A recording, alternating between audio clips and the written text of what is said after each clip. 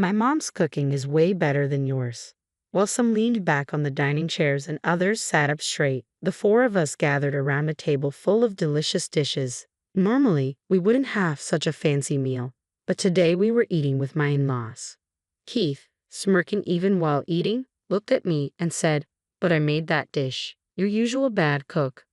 I responded to Keith's comment and then glanced at my parents-in-law to see their reactions. "What did you say?" My parents-in-law looked confused. The atmosphere grew tense. For a moment, it felt like time stopped, and everyone just sat there, unable to move or speak, with their forks in their hands. I thought it was time to stop hiding my feelings. I didn't want to keep up my relationships with Keith and his parents while secretly feeling so unhappy. I was ready to fight back. I had planned my revenge on Keith for a long time, and today was the day. That's why I left our daughter, Naomi, with my parents. I didn't want her to see this ugly side of things or get upset by the conversation. I was determined to reach my goal and felt secretly pleased about it. My name is Rachel Davis. I'm 34 years old, and my daughter, Naomi, just started elementary school. I'm a typical housewife, living a comfortable life. Even though I call myself typical, I married into a wealthy family so I can enjoy some luxury. However, I wasn't overly greedy. All I wanted was to be happy with my husband, Keith. Most people would think we have a happy life, but there was one thing that troubled me. Keith, who is 39 this year, had been coming home late more often recently. He's always had late nights since we got married because he works at a big company and has a lot of responsibilities. I figured his job kept him busy, so I didn't complain. Plus, on his days off, Keith would spend time with Naomi and sometimes take us on family trips.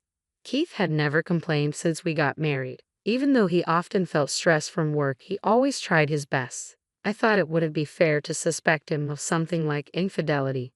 In many families, stress and complaints can lead to arguments, but that wasn't the case for us. Keith didn't have bad habits like drinking too much or being mean. He was quite respectable. Sometimes I admired him, thinking that people from good families tend to have good manners. However, something changed this year. Sometimes he would respond to me in a distant way, even when I talked about ordinary things. Recently, he started spending more time on his smartphone, and our conversations became less frequent. I thought it might be due to work, so I didn't question him about it. One weekday evening, our daughter Naomi came home from elementary school and said, "Daddy was with someone I don't know." Upon hearing Naomi's statement, I stopped slicing vegetables in the kitchen. "What do you mean?" I hadn't planned on asking Naomi about such things, but with Keith's recent strange behavior, doubts had started creeping in. I was curious, so I gently probed for more information from Naomi. "What did this person look like? Was it a woman?" "I don't know," Naomi replied. "Okay, how old did she seem to be?" "Probably around your age, Mom." "All right, thanks." With that limited information, I couldn't be sure if Keith was cheating. Given his high position, it could have been work-related, but something felt off. Troubled by this uneasy feeling, I decided to go somewhere specific the next day. "I'm sorry for bringing this up suddenly," I apologized. "No, it's okay. I understand the situation with your husband now. What exactly would you like me to look into?" Timothy asked. Lost in my thoughts while sitting on the couch, I watched as Timothy spread out some documents on the glass table in front of me. "We have a plan where we can take photos for evidence or have our staff interact closely with your husband to gather information, and then," Timothy explained the details carefully. "I think I'd like to go with this option," I said, pointing to the plan outlined in the documents, nodding in agreement. "I'm currently in the city, having visited a detective agency located in a back alley not far from downtown. Across from me sits Timothy Rogers, dressed in a black suit, the detective assigned to my case. Since yesterday, I've been plagued by a persistent suspicion that Keith might be cheating on me. Reluctantly, I turned to a professional detective. Doubting my husband, with whom I shared my life for several years, wasn't something I could easily discuss with anyone else. Yet the need to uncover the truth outweighed my reservations, and I recounted the events leading up to our meeting. "So, what kind of work does your husband usually do?" Timothy inquired. "He's in a managerial role in sales at a major corporation. Like a department head or something?" "Yes, something along those lines. But right now, I prefer not to disclose the company's name. Is that all right?" I wanted to keep things low-key and avoid involving people who weren't directly connected to what was happening between Keith and me. I understand. Depending on how things progress, we may need that information, but for now, Timothy paused to clarify. Just to confirm, does your husband typically work at the company's main office or at a sales branch? I believe it's the sales branch, I replied, trying to recall. Got it. If he's based at the company, knowing the name would help. I can tell you, but only if you promise not to share it with anyone. Timothy looked a bit nervous as he handed me a pen, and I quickly wrote down the name on the notepad he had placed on the table. This company is pretty big, or rather well known. Yes, exactly. That's why I didn't want to mention it. Can you please keep it confidential? Absolutely. We don't want to cause any trouble for the company. This is strictly about your personal situation. Timothy nodded solemnly, took a deep breath, and continued our discussion. 2 weeks passed since then. I returned to the detective agency and met with Timothy again. I'm sorry to have to tell you this, but your husband is indeed cheating. Oh, I see. I widened my eyes in surprise, and at the same time, I sighed as if resigning myself to the truth. I was hurting inside. What had been a small suspicion had now become a painful reality, yet I felt a sense of duty to face it. It was this mix of emotions that kept me outwardly composed. What's the next step? Should we continue the investigation further? Yes, please. That would mean getting more deeply involved. Are you sure about that? Timothy asked cautiously. Yes, I replied firmly. Even though my heart felt heavy, I was determined to uncover the truth, so I nodded slowly. So the affair is confirmed now? I asked, needing confirmation. Yes, unfortunately. There were times when your husband was living with the woman he had the affair with, Timothy replied somberly. I see. So those times he didn't come home late because of work, but to be with his mistress. Knowing this made anger surge within me, I admitted bitterly. Do you want to see the photographic evidence now, or would you prefer to see it later? You can also choose not to see it, Timothy offered carefully. Show it to me, I said firmly, despite the turmoil inside me. Are you sure? He asked, concerned. Yes, please show it to me, I replied with a trembling voice. Timothy retrieved a photo from a brown envelope and handed it to me. As I looked at it, I saw Keith entering his mistress's house. Naomi hadn't been mistaken. The woman appeared to be around my age, but slightly younger and attractive. Keith seemed happier with her than with me. Naomi was only in first grade, and the thought of divorce pained me, but I couldn't bear to stay with a cheating husband. If this affair harmed Naomi in any way, I knew I had to act now. I looked at the photo again, suppressing my hurt, and made my decision. I need as much information as possible, I said firmly.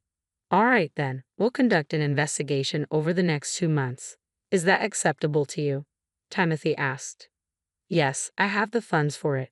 Please proceed, I replied, meeting Timothy's gaze. Hey, don't be saying such things. All you're doing is lying, came a voice. No, it's the truth. I am now at Keith's parents' house with Naomi not present, allowing me to respond fully to Keith's statements. I have not lied or deceived my parents-in-law. What's wrong with telling the truth? And there's no benefit for me in lying, I assert. A few days ago, Timothy completed his investigation and handed me a report, which I now have in a bag beside me. With this evidence, Keith won't be able to deny his actions, and once it's presented, his parents should understand. However, I need to approach this carefully, knowing Keith is capable of deceiving even those closest to him. I plan to reveal the truth to his parents while carefully observing the situation. You're crazy. My son would never cheat. You're just making up lies like Keith said. It's rude to accuse him falsely, Robert's voice boomed from inside the room. Moments ago, we were all chatting pleasantly, but a small disagreement between Keith and me had quickly turned the atmosphere tense.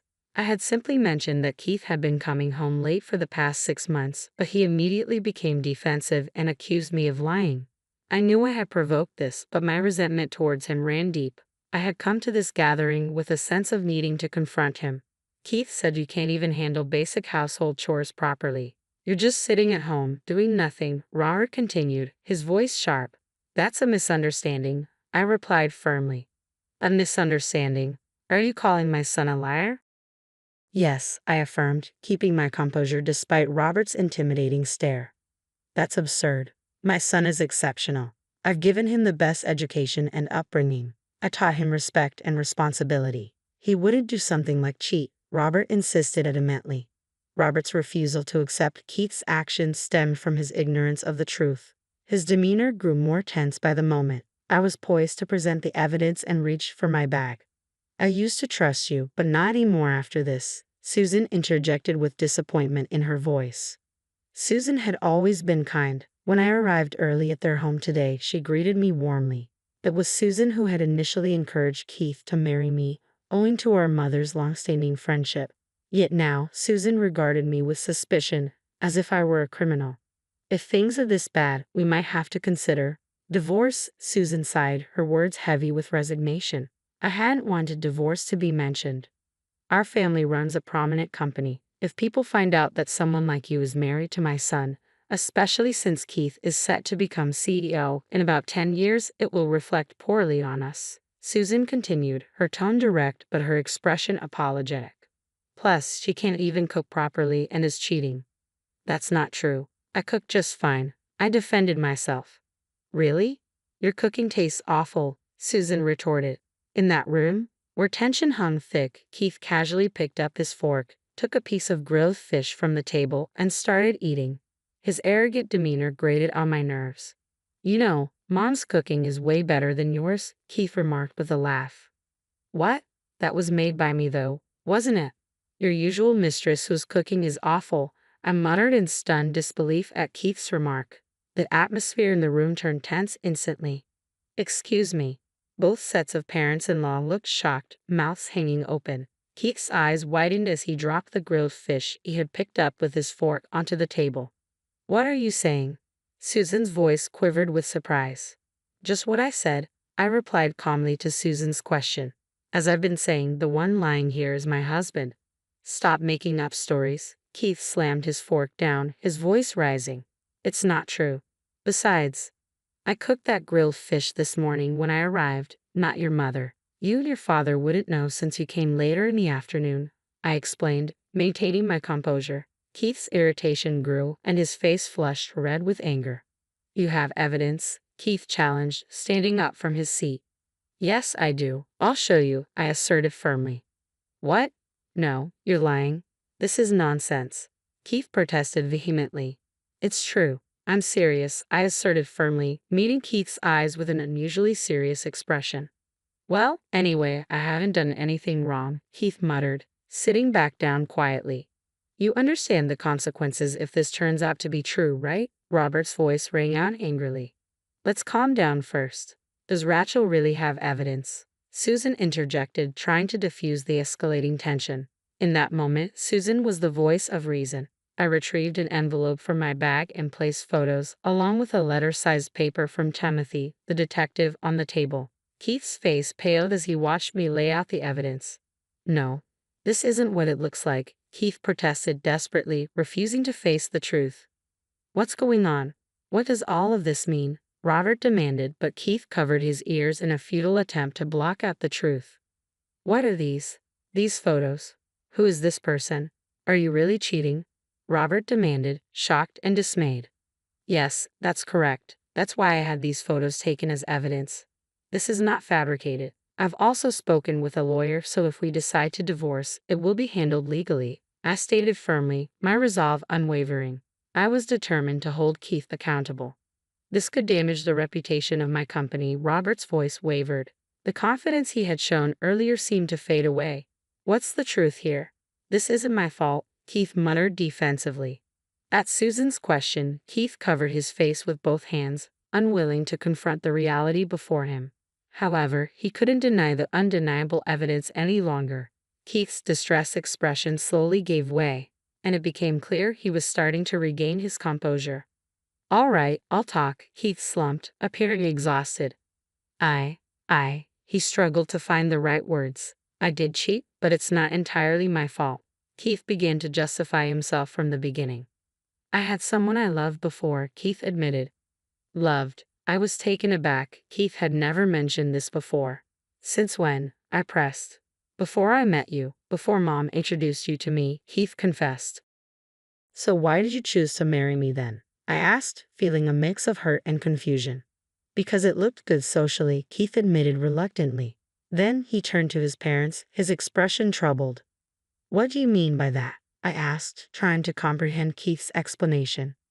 Dad wanted me to get married soon, so I was set up with someone Mom recommended, Keith explained, his voice strained.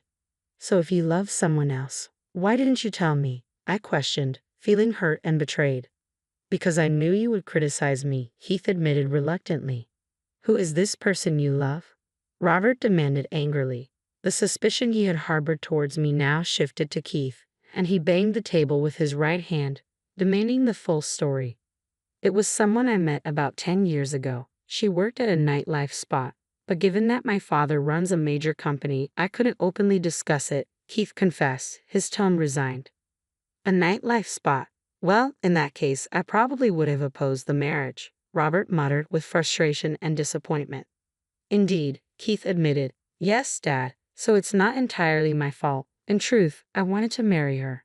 Keith dropped a bombshell, revealing the truth I had never known. I was left speechless. We had lived together for years, had a child together, but Keith had never truly loved me. It was a devastating realization. She said it would be okay if we got married this year, so I saw it as my chance, Keith continued, explaining himself. Chance? Chance for what? What are you talking about? Susan, who had been listening intently, interjected with confusion. It was my last opportunity to marry her, and I thought if I spoke poorly of Rachel, Dad and Mom would agree to our divorce, Keith confessed bitterly. I'm tired of all of it, the societal pressures and expectations. I just want a simple life. I'd rather spend my life with that woman than with our family. Keith spoke with a raw honesty I had never heard from him before. Despite my hurt, I felt a twinge of sympathy, realizing the stress he had been under all these years. But it also became clear that our relationship had only been a facade, lacking any genuine love. So, what are you going to do about our marriage? I asked, my voice trembling. I'm going to get a divorce, Keith replied, his decision final. Do you have any idea how much money I've spent on you? Robert's anger escalated, his frustration palpable. Hey, please stop, I interjected, trying to ease the tension. What, you're siding with him now? Robert snapped back, his anger directed towards me. It's not about taking sides. We've never heard his true feelings before. He's always followed our advice and done what was expected, even since his college days, I explained, hoping to bring some perspective. And what about my business? I won't accept it unless he marries someone suitable, Robert continued, his fury unabated. I'm sorry, Keith's voice trembled with pain. Just saying sorry won't fix this, Robert retorted harshly. But isn't it enough that he's finally being honest with us? Susan interjected gently, her voice soothing the heated atmosphere. I'm filing for divorce, so what about taking over my company? What's your decision? Robert demanded, his expression stern and unwavering. I can't take it over anymore, Keith replied quietly, his resolve clear despite the turmoil. I see. So are you prepared to take full responsibility? Robert asked, seeking a final confirmation. It might be tough, but I'll manage, Keith replied with a hint of uncertainty. Then do as you please. I won't interfere. From today, you're no longer part of this family. Remember that, Robert declared firmly, his disappointment evident as he left the dining table and exited the room. I'm truly sorry, Keith turned to me with regret in his eyes, pleading for forgiveness. But despite his apology, I couldn't forgive him for the turmoil he had caused in my life. I was resolute about getting a divorce and securing child support to move forward. I contacted the attorney I had spoken with earlier that day, and the process of divorcing Keith began the following day. A few months have passed since then, and I feel like my life has improved, even though it's not as comfortable as before. Despite the challenges, I'm in a better place now. Mom, I'm off to school, Naomi called out. Take care, honey, I replied. Naomi is now in second grade, and I'm navigating life as a single mom. I had to return to work, but it's a far cry from living with Keith, who never truly loved me. After seeing Naomi off to school, I head to work. Interestingly, the company I work for is managed by my father-in-law. We've reconciled, and they've been incredibly supportive, helping me in various ways at work. It turned out that much of what Keith had claimed was untrue, and his parents have apologized for his behavior. Thanks to their support, I was able to join this company. However, after our divorce was finalized, Keith moved in with the person he had an affair with and never returned. He's been consistent with child support payments, given his financial stability. through her say, "I've heard he's been wandering the streets late at night, looking worn and troubled. I'm unsure about his current relationship with the person he cheated with, but it no longer concerns me. My focus now is on providing for Naomi and building a stable future for us. Letting go of the past, I've taken the first steps toward a new life."